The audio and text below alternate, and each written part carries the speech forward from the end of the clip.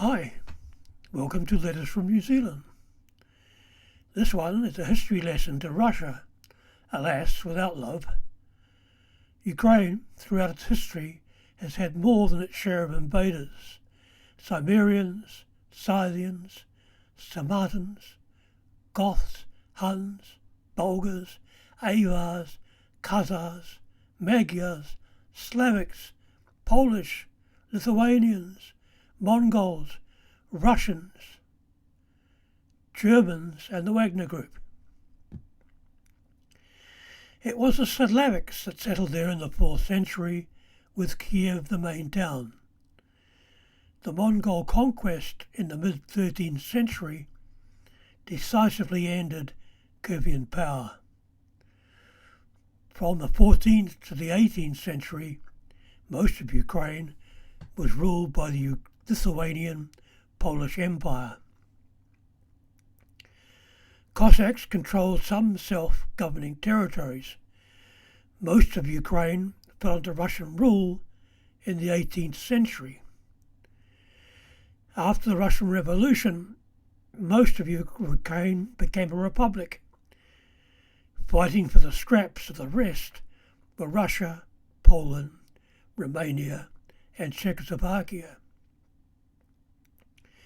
In the 1930s, Stalin starved the Ukrainians by diverting their grain crop to Russia, and millions died.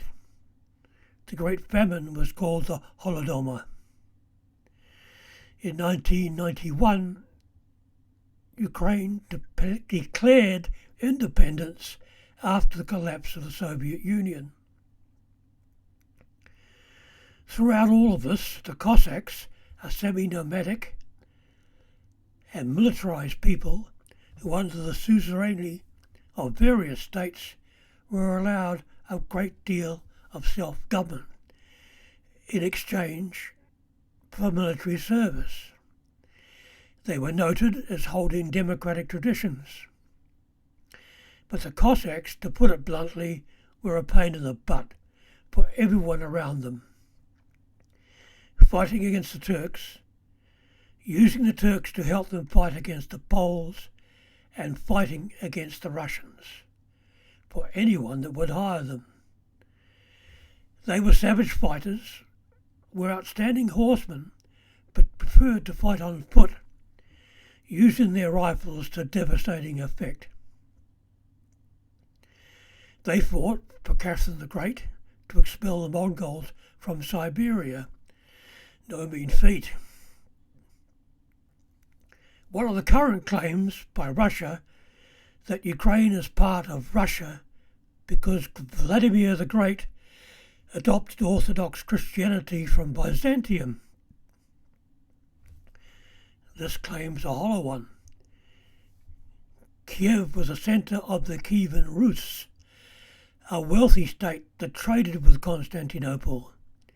Kiev was a thriving permanent city when Moscow was wooden huts on mud flats. In the 19th century, many Orthodox Christians and Ukrainians were forced to join the Catholic Church, but many held out, demanding that they continue their Orthodox rites. The Pope gave his permission, and they became known as the Uniates.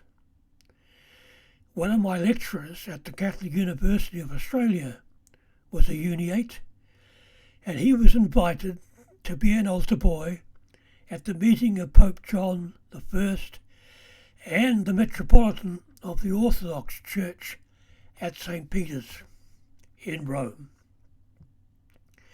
It would be the first such meeting in over 1,000 years.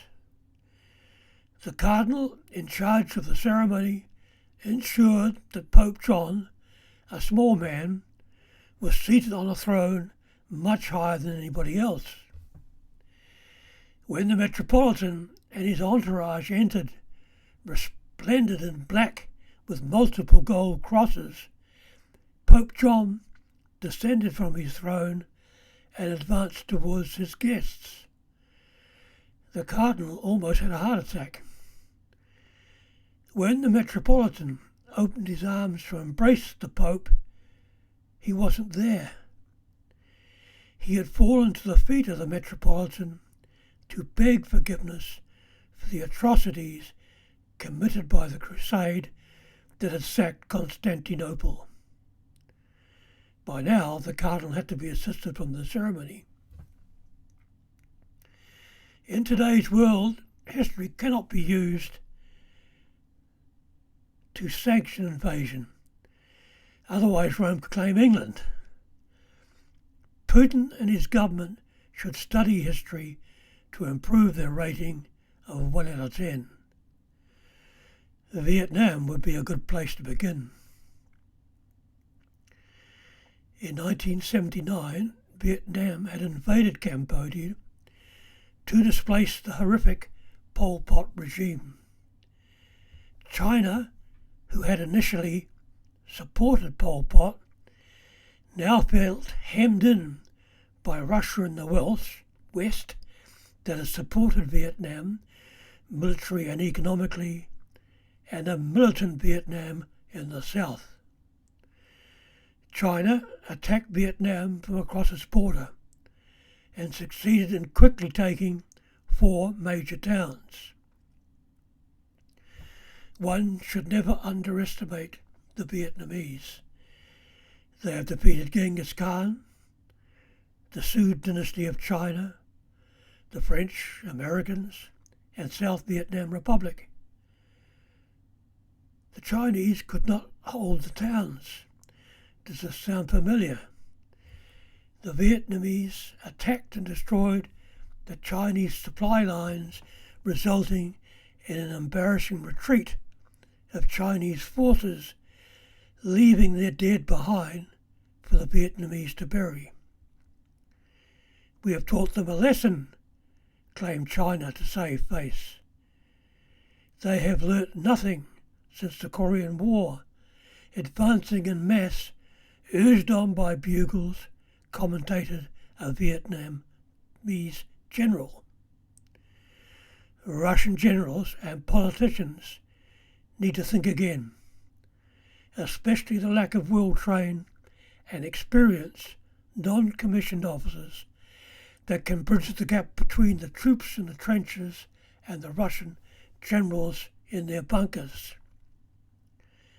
This is thought to be the reason why so many Russian generals have been killed in action while trying to ascertain the situation on the front. Thank you for watching. Please press the subscribe thingy at the bottom and keep in good health.